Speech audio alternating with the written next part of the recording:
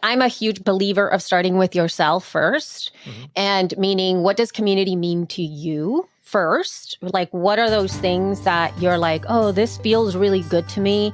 I really like the way that this community works. First, starting with yourself as to what that is, because online, especially now, community can be many different things. Welcome to the Midland Money Mindset. This is a podcast that's all about getting your mind right when it comes to all things money. In every episode, we go deep with engaging guests who provide tangible takeaways and a whole lot of joy along the way. I hope you enjoy these conversations as much as I enjoyed having them. Let's dive into today's show.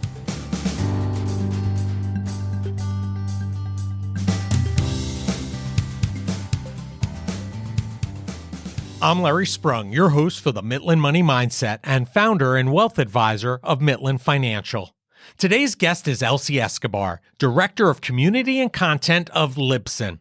Elsie is a die-hard podcast junkie who lives, breathes, and works the medium, and has since 2006. She was one of the first female indie podcasters using audio to teach yoga. Elsie's yoga class has now been downloaded over 4 million times. Elsie is currently the only female pundit in the podcasting space with expert insight into indie podcasters' impact, influence, and power. Her obsession for podcasting got her a job working with Libsyn, the leading podcast host and distribution network created, and has been with them since 2007. Elsie has had the pleasure of working with hundreds of podcasters, sharing tools for better production and educating them in the fast-moving podcasting space, as well as cultivating a strongly engaged community through The Feed, the official Libsyn podcast, which she both co-hosts and produces. The Feed's sole focus is keeping people podcasting. Elsie currently works as the community manager for Libsyn, the largest podcast host and distribution network, hosting over 35,000 podcasters, including our show, The Midland Money Mindset. Elsie also co-runs the largest community for women in podcasting with a corresponding podcast, of course, called She Podcasts. Their sole mission is to empower women to continue to share their voices while creating a safe community of podcasting education and support. Elsie has grown with the space and gone from someone that had no idea what a digital recorder was or how to record anything to someone that currently offers advice to thousands of people a month. She is also the first Latina woman to be inducted into the Academy of Podcasters Hall of Fame at Podcast Movement.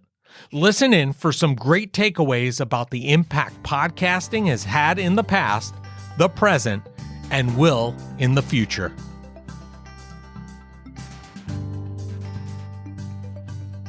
Well, I have the pleasure today of being with Elsie Escobar, the Director of Community and Content at Libsyn. And it's amazing to be here. We use Libsyn, so we're a client of theirs, and that's the platform we use. So thank you for joining us today, Elsie. You bet. I'm so excited.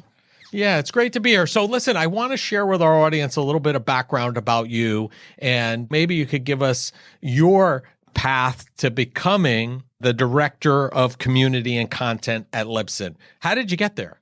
Oh my gosh, it's a long, windy road. Aren't they all, though? Aren't they all? I know. I'm just going to cut it all the way to when I just got into podcasting as a whole. I started podcasting in July 2006. So I've been around for a long time doing this fun thing, getting behind the microphone and recording stuff. And at that time, I've always been one of those people that really likes to figure things out as they pertain to whatever it is that I want to do. And podcasting really just inspired me and got me incredibly fired up about the potential of this medium. I just dove in headfirst trying to learn everything about it. I had zero idea as to what I was doing at all. And in the process of doing so, I also discovered, obviously, lots of podcasts, lots of podcasters, and a few of them that lived very close to where I lived at that time, which was Los Angeles. So I kind of started participating in local podcaster meetups. I started to get to know what was going on in terms of the podcasting space. There was a little conference that was called the Podcasting and Portable Media Expo. And it was held in Ontario, California at that time. And so I went to this event, and I was possibly one of the only women at this event, Okay. and let alone a woman who was podcasting about yoga, which was also very strange and weird because that's what was my first podcast at that time. And I remember even just walking, I didn't even sign up to attend the conference. I just walked the show floor, if you will. And as I was walking the show floor, I got called in to be part of like a panel for women in podcasting because there weren't many of us walking around. And I had just started podcasting literally like 2 months before. So I was already part of this panel. In doing so, given the fact that I kind of stood out a little bit, I kind of got to be well regarded in this space because the industry was so small, even at that time. Sure. And I got on a show called Podcast 411, which is hosted by Rob Walsh, who is the VP of Podcaster Relations at Libsyn. When he interviewed me on his show, after we finished talking, he was like, we were just like sharing information that was not on the show. And I said, you know what? I'm going to be leaving Los Angeles. I'm doing a little bit of a life change, if you will. And he was like, oh, okay. And I go, hey, I don't even know if he said like he was looking for somebody to work with, or if I said, hey, if something comes up in terms of podcasting, let me know. And he goes, oh, I might, let's meet. And this is where the conference comes in. The Portable Media Expo conference comes in to the mix. And he's like, let's meet at Ontario and talk. And I was like, okay. So I went and talked with him, and he essentially offered me a job because he had just been hired at Libsyn himself, and he was building a team. And I said, okay. It was kind of like one of those things where I came in as I was part of his podcaster relations team at that time. And I was just corresponding with podcasters back and forth, trying to get them not only obviously to host with Libsyn, but really at that time, primarily, I was sort of managing the podcaster relations side when dealing with advertising campaigns and things like that. So there's an advertiser that comes in and they want to have, 10 sports podcasts. Right. Can you like look at our database and see if you can find ones that fit? And then I started those communications with the podcasters. And so I did that for a while. And then in the process of me being there, I sort of took it upon myself to write a lot more stuff for the blog. I really started to run the social media accounts. I used to open up whatever new social media was going out there. And I was like, let's get Libsyn in there. And I was doing a lot of really impromptu setup of what I didn't know at that time was essentially content management and social management and community management, which I naturally did. I didn't know that that was a thing. I was just very curious about all of the things that could happen. And since I was already corresponding so much at the beginning in podcasting, all of us were slightly on the nerdy side and were early adopters in all the things. So the podcasting space and the podcasting community was a very early adopter with Twitter specifically. Sure. Lots of the other social media, even services that no longer exist, because there used to be so many of them that used to be popping up all the time. We were all there. We were all communicating, all kinds of live streaming stuff way back in the day. All of us were live streaming things at that time too. So I already knew that that space was really vibrant, and I wanted to have Libsyn on board most of the time. Again, just intuitive. Nobody told me to do these things. And it escalated, I guess, if you will, now 16 years later, where I'm doing it because I've been doing it for so long, and it has a title. Yeah. Right? It seems like you So created your role almost I did. over time just by doing what you were naturally thinking was the right thing to do and help Libsyn out and create that brand and marketing efforts. And it seems like you almost created that brand. So as somebody like yourself, who was, I think you're a very early adopter. I don't know that I even listened to podcasts or even knew about podcasts in 2006. So I really think that you're one of the pioneers and adopters of that medium.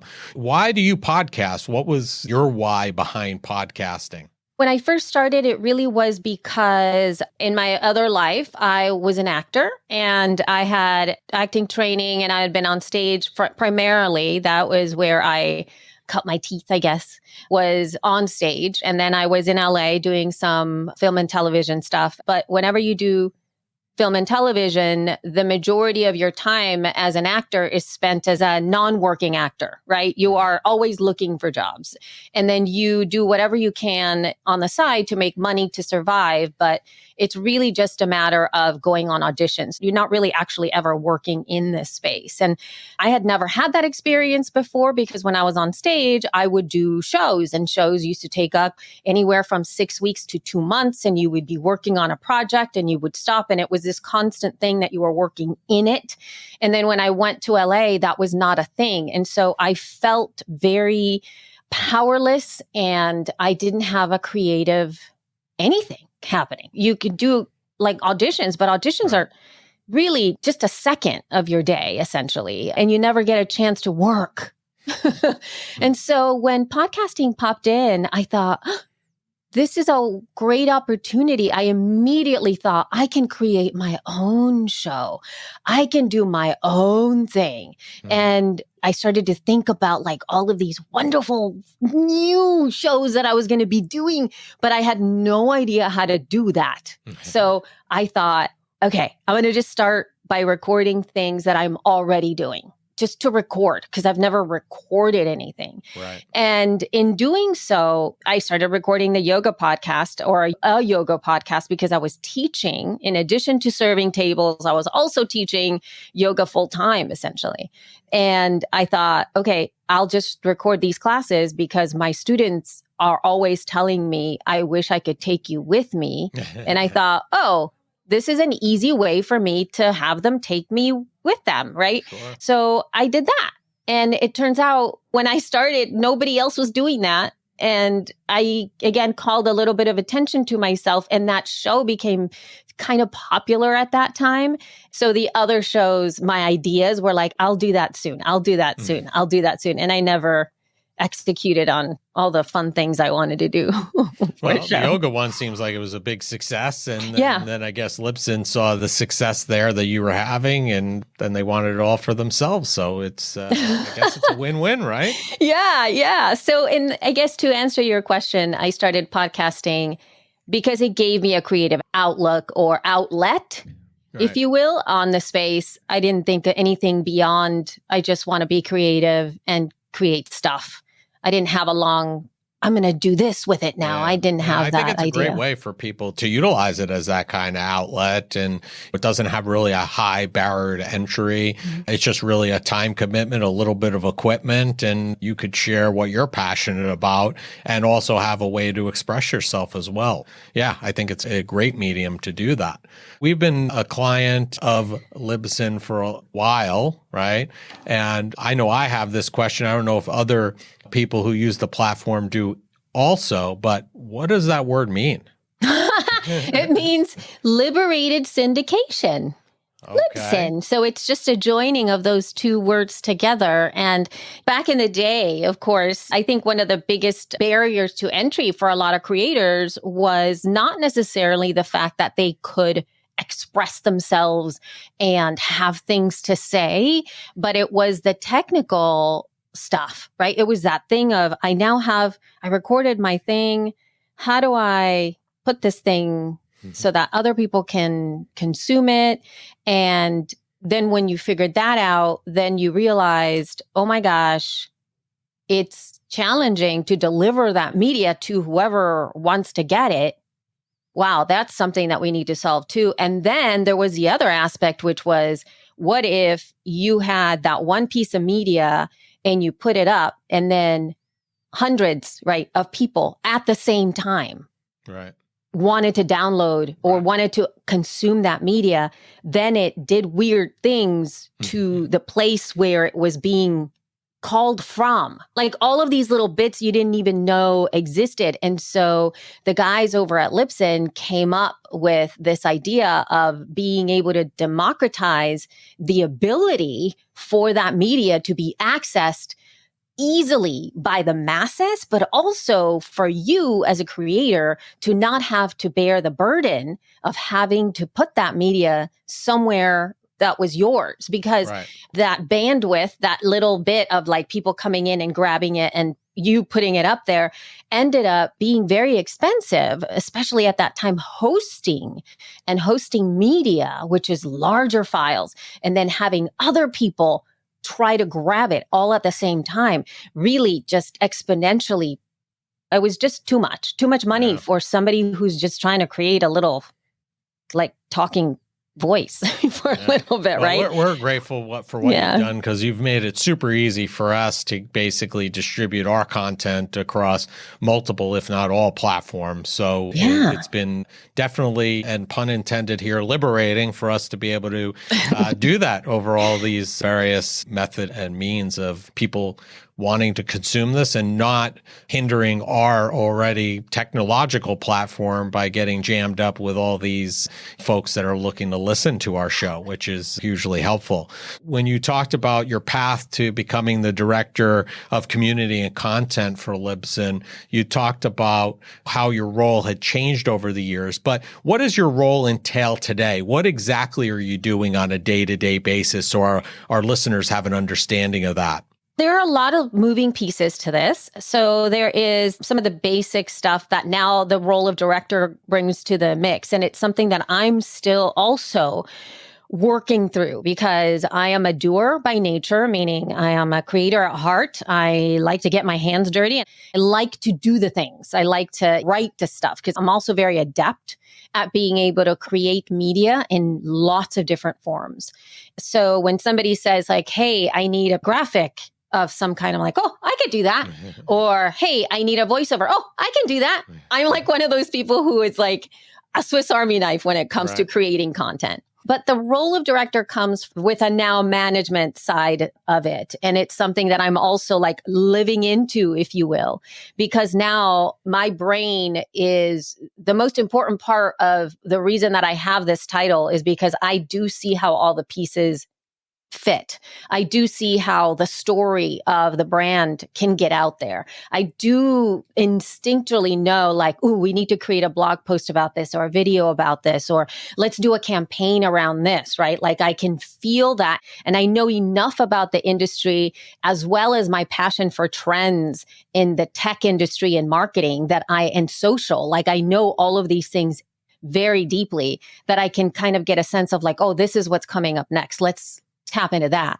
Now, my job is to guide the team to be able to take on what the thematics are or the story that we're telling at any given time without me creating all of the things. And that's been a really hard transition because, again, I just want to do it. I'm only me, right? I can create either one video or I can delegate our ability for a team to create 10 videos and 3 blog posts, and let's do this how to start a podcasting thing, and let's talk about video podcasting here, and what are we going to be talking about at the conference, and can we have a meetup? So there's like so many different aspects to this, and that is kind of what I'm doing right now. I'm trying to guide the team to continue to create what I keep telling our team is helpful. It has to be helpful. It has to be something that somebody reads and immediately goes, wow, that was really helpful. Like, I should be doing that. I should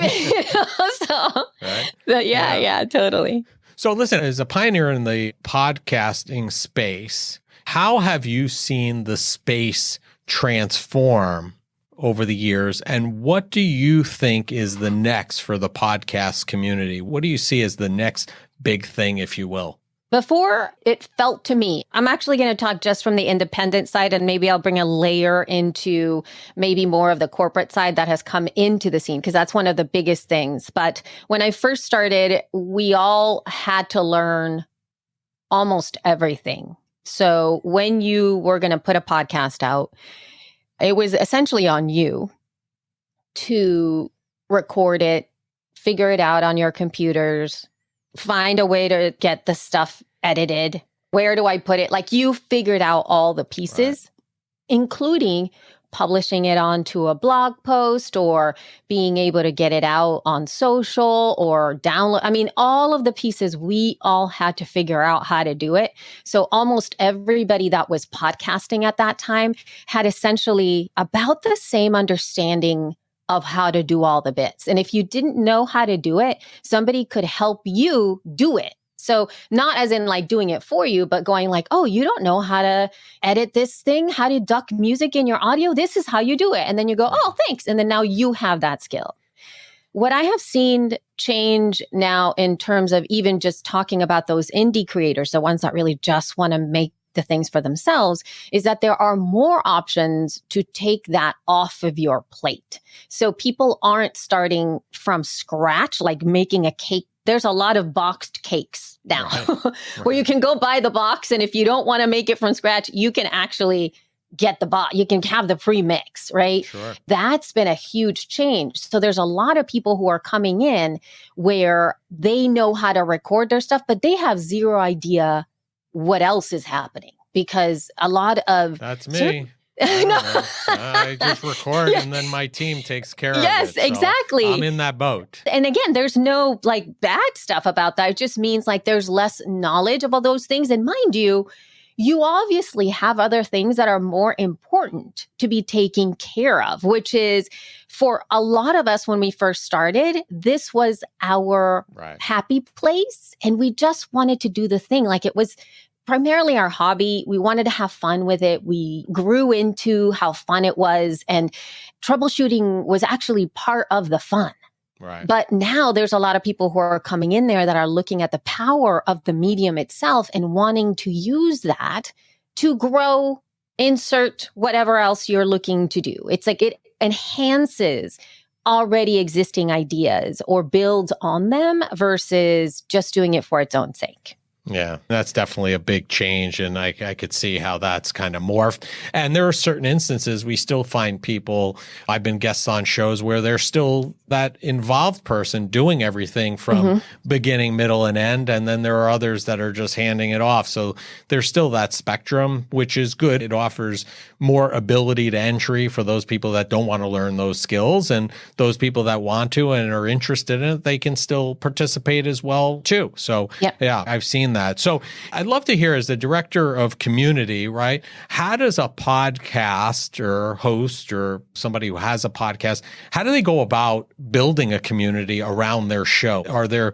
one or two good tips that you can give our listeners that would allow them to do that? One of the key things I feel in terms of building community around your show, I'm a huge believer of starting with yourself first. And meaning, what does community mean to you first? Like, what are those things that you're like, oh, this feels really good to me. I really like the way that this community works. First, starting with yourself as to what that is, because online, especially now, community can be many different things in the online space, but also to be able to see like what exactly is the service that the community provides. That's something that you really do need to answer for yourself. Just because you want community around your podcast doesn't mean that the community will come, especially if it's not solving a very specific issue or problem that they want to address. And it can be as simple as, I just want to find other people that are like me that want to talk about this one thing. That could be as simple as it is, right?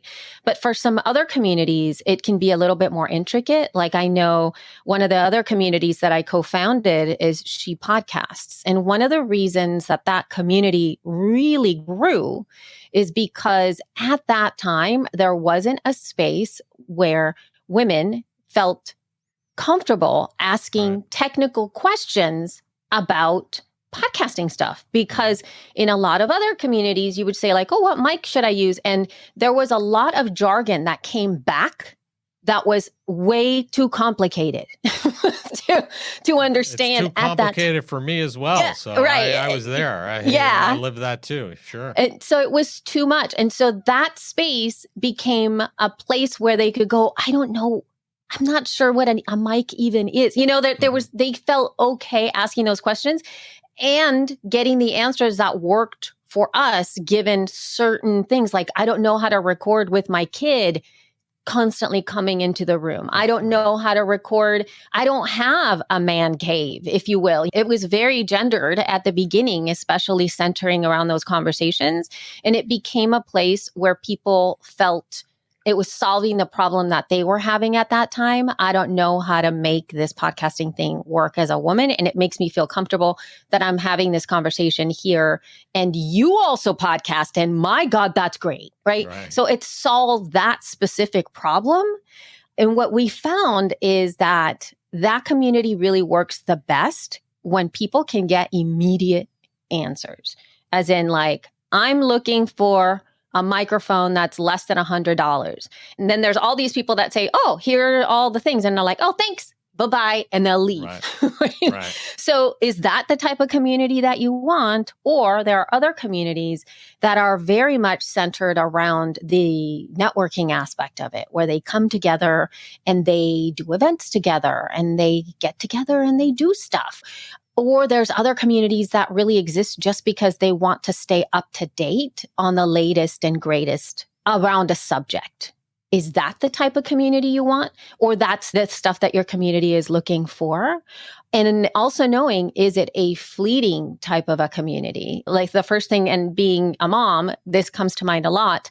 When I first got pregnant with my first kid, I was really looking for information and community around being pregnant. For the first time, right? And that's when I was like all in on all of that stuff. Like, I don't know how to do this. Like, is this normal? Like, there was all of that stuff. But then once I had my kid, I didn't want anything to do with being pregnant anymore, right? So I left. So is that the type of community you have? So you have to really think about what that is and then be able to provide solutions that answer that question for your community. Yeah, those are great points. Again, we talk a lot about on here starting with the end in mind. So I think that's very similar, is to figure out what you want first and then kind of back into how to grow that. One of the things that I find troubling sometimes is with guests, right? Yeah. So sometimes it's hard to be a guest, sometimes on some shows, because I feel like I'm better than the host, or sometimes it's guests come on our show and they're not used to being a guest.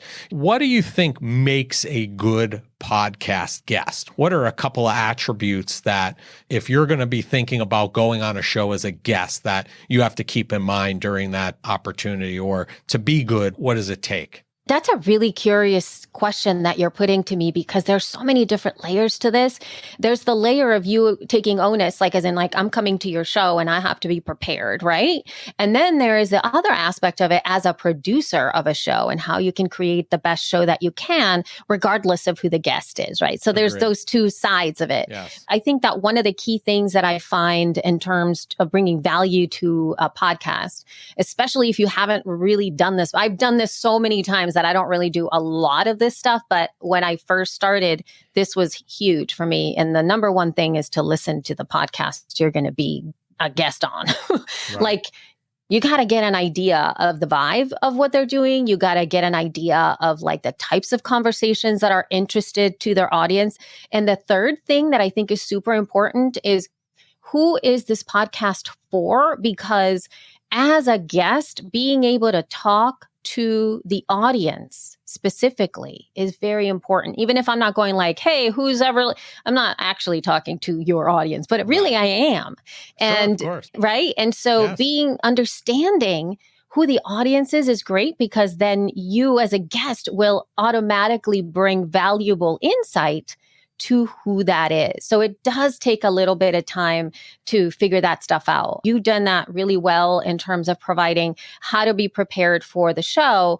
And I've seen people kind of push back a little bit on this and providing some questions to your guest, right? And so as a guest, you read those questions and you do your very best to prepare for them, but don't hold on to them. So don't think like, now I have to, like, this is the question that I'm going to be asked and I have to hold on. Just put your mind around those questions, but allow them to let go. Like if that question doesn't come, organically just happen and have conversation about yes, them. Yes, totally. agreed. And for some folks, it's a little bit more challenging to be able to do that. Yeah. But if you write them down or like prepare yourself for it, that is enough because it's already going into your subconscious. Right. You've done the work. You don't have to like read it word for word, right? So those are some things I think as a guest is very important. And lastly, to just understand that this is serious. And I'm saying serious, I guess, and not in the sense that like it's not a phone call. And I think this is where I've been a little frustrated at times when like I don't have a guest in my shows, like my shows are co-hosted, but there have been times when I have seen the lack of understanding of what you're actually doing. Like we are creating a piece of media and the quality, it's audio. You've got to make sure that you sound good. I agree. As best as you can.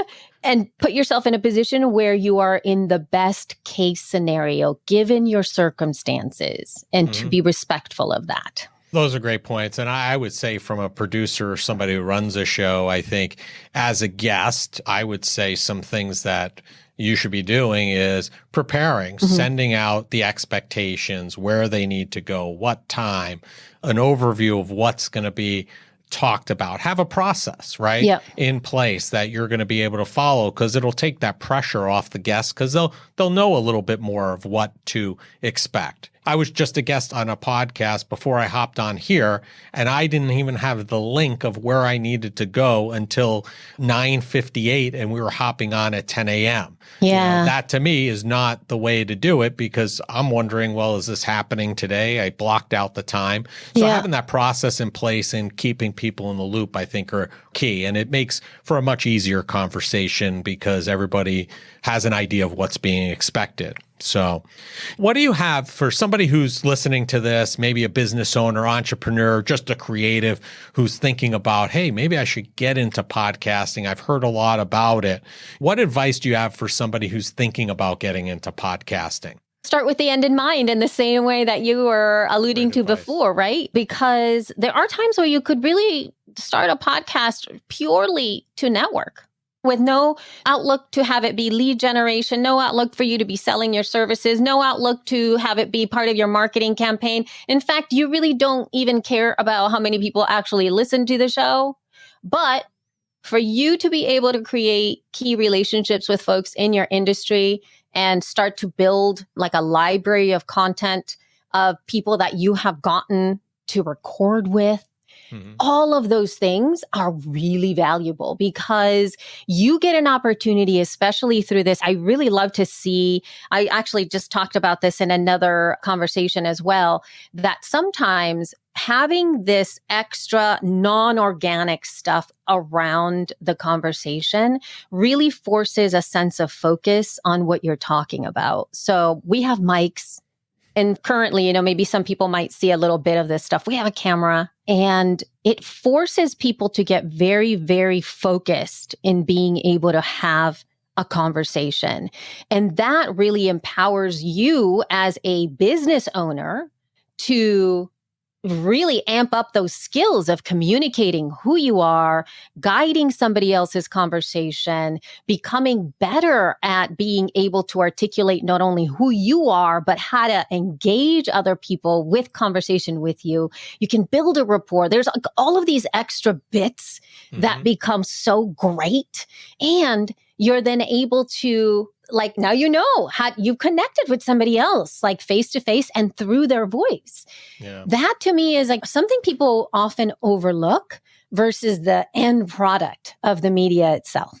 I love that you now have this library because I'm of the ilk of what you mentioned. Yeah. We're not doing this with any specific monetary goal in mind or lead generation. I enjoy talking with people, and I think that we have some great conversations that I'm able to share with people. But one of the strategic byproducts of it has been now when I'm having a conversation with somebody else who may need help, like after this show, maybe somebody's asking me about podcasting. Well, now I have a medium them that I could just basically email them, text them, send them a link to and say, hey, if you're thinking about it, here, listen to my conversation with Elsie from Libsyn, and this might add a lot of value to you. And people find that very helpful. So let me ask you a question. You started in 2006. You're 16, 17 years into this journey in podcasting. What has this experience taught you thus far? Oh, gosh. One of the biggest experiences that it's taught me is that being able to get your hands in the mix, it can actually lead to almost anything. Meaning, in the same way that you kind of called out that you essentially cultivated your position, you created what your job is, essentially. I think, especially with tech, you can still do that because from moment to moment, things are changing all the time. And being able to have your hands, at least in the pulse of the way that people communicate, and to be a little bit more open-minded at using new technologies can really shift the trajectory of whatever you view as your profession, as your ability to be of service in the world. Because even just being able to record, listen to my own voice, edit, have to write on social, like even if it was, back in the day, 140 characters or less, it really forced me to be a better marketer, a better person in selling things, recognizing the path of a new, like a customer pathway that I hadn't known about before, simply from getting engaged with it. And then I found out that there were names for all of these things that I learned how to do, and it came from engagement and seeing real life results versus from the outside in, where somebody says like, now you need to build an opt-in for lead generation. I would have been like, what is that? Yeah. But then I realized as I was doing, I'm already doing stuff like that. Okay, I get it. I see, right? You just didn't know what it was called. Yeah. Yeah, those are some great takeaways. And Elsie, it's been great having you on the show. We end each of our shows by asking our guests the same question, because this is the Mitlin Money Mindset, and we love joy here. And that is, what did you do today that brought you joy and put you in the right mindset for success? Oh my gosh. Well, mind you, we are talking early in the morning, right? So I do have my little morning rituals, and it depends on what ritual it is. I love having my warm drink in the morning, whether it's coffee, because I love coffee, or sometimes I shift into, hot water and whatnot. But like the morning time for me is so precious. Just being by myself without having to engage with other humans, being able to get up in the morning and do my thing is incredibly amazing. And I have found great joy in being able to use fountain pens and ink and paper stationery. Like those things can aesthetically bring me such joy and have been fundamental in being able to sort of like clear my head from all the digital tech stuff that I have to deal with on the daily. Having my pens near me, sometimes I'll just touch them and open them up and then like scribble and not even like write things that make any sense. I just want to use it and look at the pretty ink. And that can aesthetic joy of being able to connect with something in the real world. It brings me joy daily. In all honesty, Amazing. I just like touch my notebooks because I love them so. Do you have a favorite pen? A favorite pen right now? I actually do. It is the TWSBI Diamond 580. Okay. And it is like one of those little pens that you like a vac filler. So you stick it in the ink and you turn it around and it just sucks the ink in there. And it's really cool because it's the Iris TWSBI Diamond 580. So it's got like this sort of iridescent rainbow vibe to it. Although it's totally clear. And then the nib has this little iridescent rainbow thing to it. It's so beautiful. Sounds and I really love nice. it. I'll have to check it out. I'm not a pen enthusiast, but it sounds like a really nice pen. So I love it so much. It's so great. And my favorite inks are ones that like have shading to them. So like you write and then when you move the paper, you can see that they have different shades. And like how the heck they do that, I don't know. but it's so delightful to see. That might be a whole nother podcast. I know, right? Totally. So Elsie, Absolutely. listen, we're going to have all of your information in the show notes, but if Yes. people want to learn more about you, learn more about Libsyn, what is the easiest and best place for them to do that? Oh my gosh, my podcast. I think if you listen to the feed, the official Libsyn podcast, I co-host that show with Rob Walsh, and we put it out 2 times a month. And also, I think if you check out videos over on the YouTube channel for Libsyn over at youtube.com/Libsyn, I do a lot of live events and I do a lot of videos there too, in addition to all of the other work that the team is doing. And I think that's one of the best ways to get to know us and Libsyn.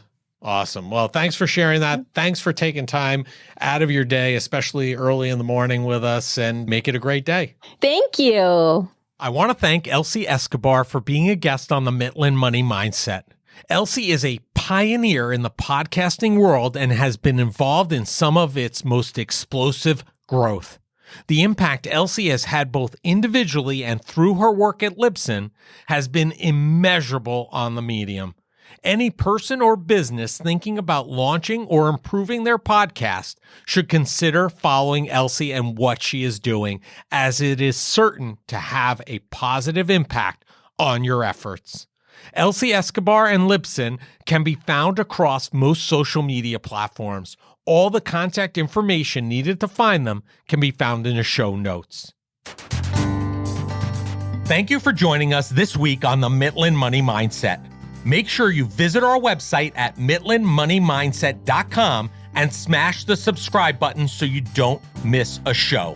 We encourage you to help others find our valuable content, and please don't keep us a secret. You can also schedule an Is There a Fit call right from our website or by using the link that you'll find in the description section of your podcast player or app. And be sure to join us for our next episode to learn more about getting your mind right when it comes to all things money.